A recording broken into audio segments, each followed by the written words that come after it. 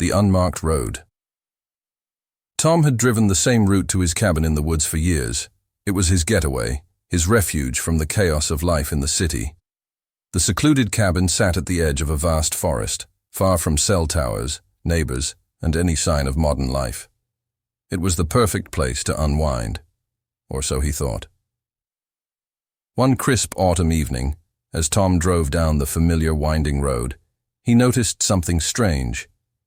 A new dirt road had appeared, barely visible between the trees, with no signs or markers to indicate where it led. Tom was sure it hadn't been there before, but curiosity gnawed at him. How had he missed it all this time? Against his better judgment, he slowed down and turned onto the road. His headlights pierced the thick woods, revealing a narrow path overgrown with weeds and leaves. The deeper he drove, the more uneasy he felt. The air seemed thicker, the trees denser, as if the forest itself was closing in on him. After about 20 minutes, he came across an old, run-down house. It looked ancient, with boarded-up windows and a sagging roof. There was no driveway, no sign of anyone ever living there. It was as if the house had been forgotten by time. Tom felt an instinctual urge to turn around and leave, but something about the house drew him in. He parked his car and hesitated for a moment before stepping out. The air was colder than it had been on the main road, and a heavy silence hung over the place. No wind, no rustling leaves, just stillness. As Tom approached the house, he noticed strange carvings on the wooden door, symbols he didn't recognize. He wasn't sure why, but he knocked, half expecting someone to answer. The door creaked open on its own. Tom stepped inside, the floorboards groaning under his weight. The air inside was stale, musty, as if it hadn't been disturbed in decades. A single hallway stretched ahead, lined with doors on either side. His footsteps echoed unnaturally, like the house was amplifying the sound. Despite the dust and decay, the interior didn't look abandoned. It looked maintained. The hairs on the back of his neck stood up as he ventured further inside.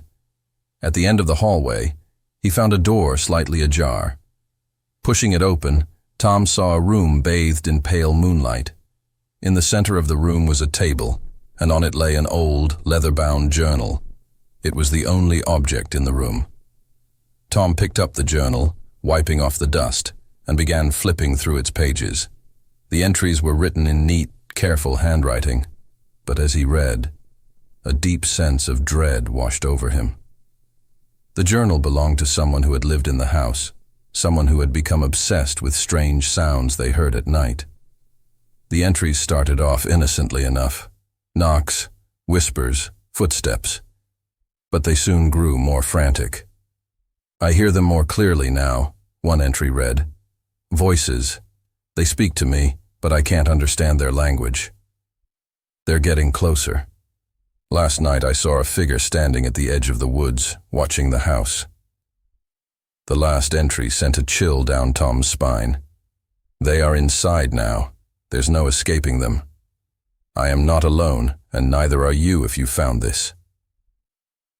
Suddenly the silence was broken by a faint creak behind him. Tom whipped around, heart pounding, but saw nothing. The house, once still, now felt alive, like it was watching him. Without thinking, he dropped the journal and bolted for the door. His footsteps echoed faster, louder, as he raced down the hallway, the walls seeming to close in around him. Just as he reached the front door, it slammed shut with a deafening bang. Panicking, Tom pulled at the handle, but it wouldn't budge. His breath came in ragged gasps as he banged on the door, yelling for help, though he knew no one would hear him this deep in the woods. The oppressive silence returned, heavier than before.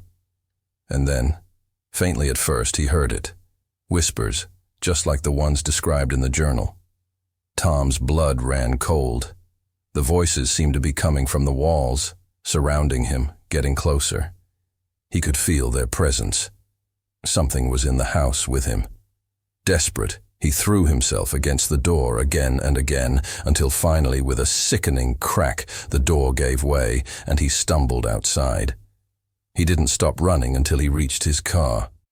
As he slammed the door shut, he looked back at the house, now barely visible through the trees. The front door was wide open, and in the dim light, he could swear he saw a figure standing in the doorway watching him. Tom floored the gas, speeding back down the dirt road, his heart still racing. When he finally reached the main road, he took a deep breath, trying to calm himself. It had to be his imagination, right? Some trick of the mind from reading the journal, from being in that eerie, decrepit place. But as he drove away, one last detail gnawed at him. The road. The unmarked road. When he glanced in his rearview mirror, it was gone. No trace of it. Just an unbroken line of trees. Tom never returned to that part of the woods again. But sometimes late at night, when he was alone in his cabin, he would hear something. A faint creaking sound, like footsteps in the hallway, and whispers just on the edge of hearing. He never checked to see if the door was locked, and he never went back to see if the road had reappeared.